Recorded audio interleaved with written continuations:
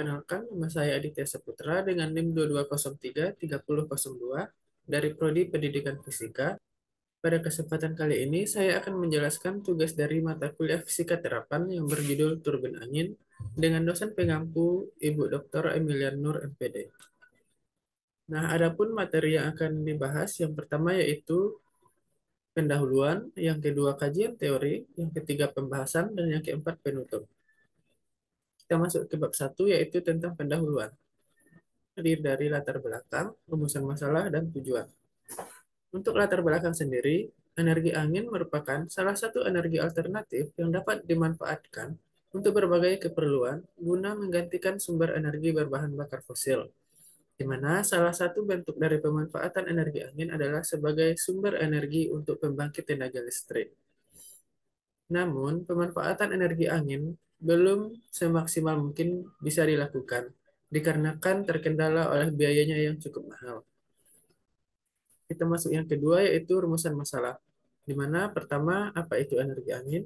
Yang kedua, apa yang dimaksud dengan turbin angin? Yang ketiga, apa saja komponen yang terdapat dalam turbin angin? Yang keempat, bagaimana konsep fisika yang terdapat pada turbin angin?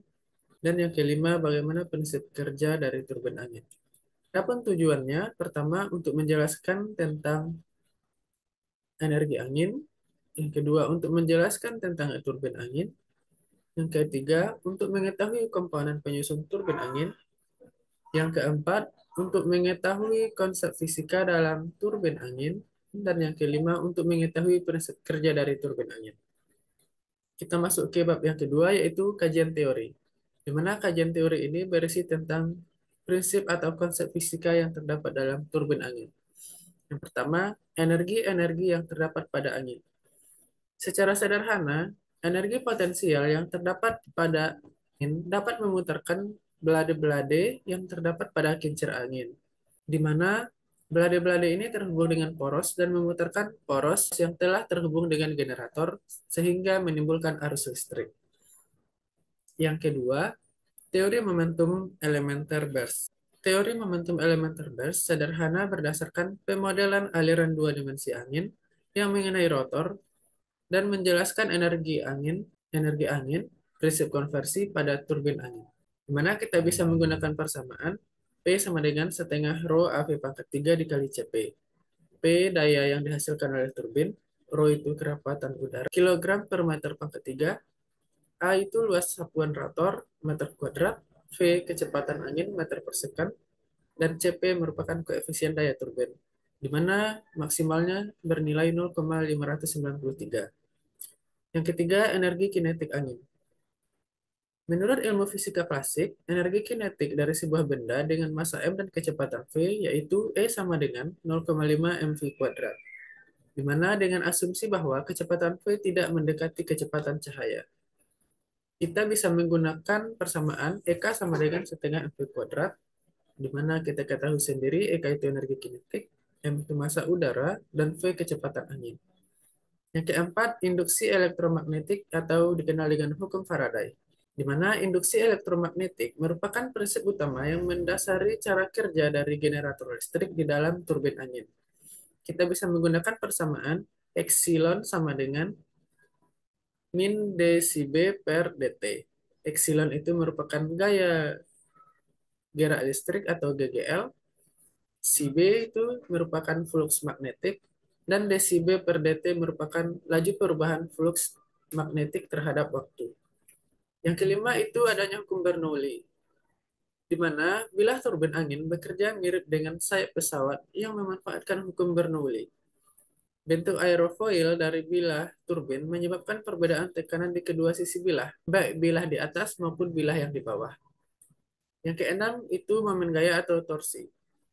Saat angin menabrak bilah turbin, ia memberikan gaya yang menyebabkan bilah berputar, di mana Tau sama dengan F dikali R, Tau itu torsi Newton meter, F gaya Newton, N R sama dengan jarak dengan satuan meter.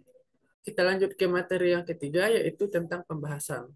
Pembahasan kali ini kita harus mengetahui apa itu yang dimaksud dengan angin, apa yang dimaksud dengan turbin angin, apa saja komponen penyusun turbin angin, dan bagaimana prinsip kerja dari turbin angin. Jadi, angin adalah salah satu bentuk energi terbarukan yang memiliki potensi untuk menambah nasional pasokan energi. Angin global disebabkan oleh perbedaan tekanan di bumi permukaan akibat pemanasan yang tidak merata di bumi dengan radiasi matahari dan pengaruh rotasi bumi. Itu menurut Manuel pada tahun 2002. Sedangkan turbin angin merupakan satu alat yang mampu mengubah energi angin menjadi energi mekanik dan selanjutnya akan diubah menjadi energi listrik melalui generator. Jadi secara umum, pada mesin sumbu horizontal, sudunya berotasi pada sumbu yang paralel ke tanah. Sedangkan sumbu vertikal memiliki sudu yang berotasi sejajar dengan tanah. Adapun komponen-komponen dalam turbin angin, yang pertama itu sudu atau blade. Ini merupakan bagian dari sebuah kincir angin berupa pelat yang merata. Model sudu yang paling baik adalah yang mendekati bentuk streamline. Dalam pengujian, digunakan bentuk taper linear terbalik sebagai bentuk yang mendekati kondisi streamline. Kita bisa menggunakan persamaan M sama dengan rho V sama dengan rho V dikali A.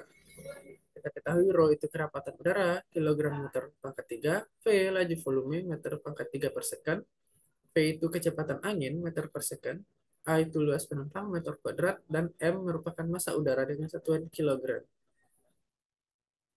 Yang kedua, daya angin, di mana energi yang dapat dihasilkan persatuan adalah PW sama dengan setengah rho AV pangkat 3. PW itu merupakan daya angin yang bergerak dengan satuan kuat. Yang ketiga, daya rotor. Daya turbin angin adalah daya yang dibangkitkan oleh rotor turbin angin akibat mendapatkan daya dari hembusan angin. Daya turbin angin tidak sama dengan daya angin dikarenakan daya turbin angin terpengaruh oleh koefisien daya. Jadi, kita bisa menggunakan rumus PR sama dengan CP setengah rho AV pangkat 3. Dengan demikian, kita dapat mempertimbangkan rasio yang dikenal sebagai koefisien daya antara kekuatan angin dan kekuatan rotor. Kita menarik persamaan CP sama dengan daya rotor per daya angin. PR itu sendiri daya rotor, CP merupakan daya koefisien. Yang keempat, luas area paparan angin atau swept area. Luas area paparan angin merupakan di mana area pergerakan turbin angin yang disebabkan oleh kecepatan udara yang menghasilkan putaran pada rotor. Di sini kita menggunakan persamaan AS sama dengan 1/4 pi D kuadrat. Dengan TO sama dengan NAB per AS. AS itu merupakan luas area paparan angin, D itu sendiri luas bidang turbin, dan N merupakan jumlah sudu. Yang kelima, gaya thrust. Untuk menentukan gaya yang terjadi pada thrust, dapat kita tentukan dengan menggunakan persamaan Ft sama dengan setengah Ct rho V kuadrat dikali A. Yang keenam, hub, di mana rotor hub merupakan bagian dari rotor yang berfungsi menghubungkan sudu-sudu dengan shaft atau poros utama. Yang ketujuh, generator. Generator adalah alat yang digunakan untuk menghasilkan energi listrik. Prinsip kerja dari generator itu sendiri menjadikan medan magnet yang ada di sekitar konduktor mengalami fluktuasi atau perubahan sehingga timbullah tegangan listrik. Yang kedelapan yaitu ekor, di mana ini merupakan salah satu komponen turbin angin pada sumbu horizontal. Yang kesembilan, mekanisme yaw. Mekanisme yaw pada turbin angin ini adalah tempat menempelnya rotor dan ekor dengan kedudukan seperti engsel untuk mengarahkan turbin angin frontal terhadap arah datangnya angin. Yang ke-10, menara, di mana menara merupakan tiang penyangga yang fungsi utamanya adalah untuk menopang rotor, nacelle, dan semua komponen turbin angin yang berada di atasnya. 11. Penyimpanan energi. Kita perlu melakukan penyimpanan energi karena angin tidak selalu tersedia, jadi kita bisa menyimpannya dalam bentuk baterai. Lanjut ke prinsip kerja dari turbin angin. Yang pertama itu penangkapan energi angin. Angin mengalir melalui baling-baling turbin yang dirancang seperti sayap pesawat. Bentuk aerofoil dari bilah menyebabkan perbedaan tekanan di kedua sisi bilah. sehingga menghasilkan lift yang memutar rotor. Yang kedua, konversi energi kinetik ke energi mekanik, di mana putaran rotor menggerakkan poros utama, sehingga poros utama berputar lambat, kemudian akan terhubung ke gearbox. Yang ketiga, gearbox, di mana gearbox akan meningkatkan kecepatan putaran dari poros utama yang biasanya berputar antara 10 sampai 60 putaran per menit menjadi sekitar 1000 sampai 1800 putaran per menit yang diperlukan oleh generator untuk menghasilkan listrik. Yang keempat, konversi energi mekanik ke energi listrik, di mana poros berkecepatan tinggi dari gearbox menggerakkan generator. Generator bekerja berdasarkan prinsip dari induksi elektromagnetik atau dikenal dengan hukum Faraday, di mana medan magnet yang berubah di dalam generator menghasilkan arus listrik dalam kumparan kawat. Yang kelima, pengaturan dan pengendalian, control pitch, di mana mengatur sudut bilah rotor untuk mengoptimalkan penangkapan angin dan mencegah kerusakan pada kecepatan angin tinggi. Yang keenam, yaw mekanis, di mana ini berfungsi untuk memastikan nakel selalu menghadap angin untuk efisiensi maksimum.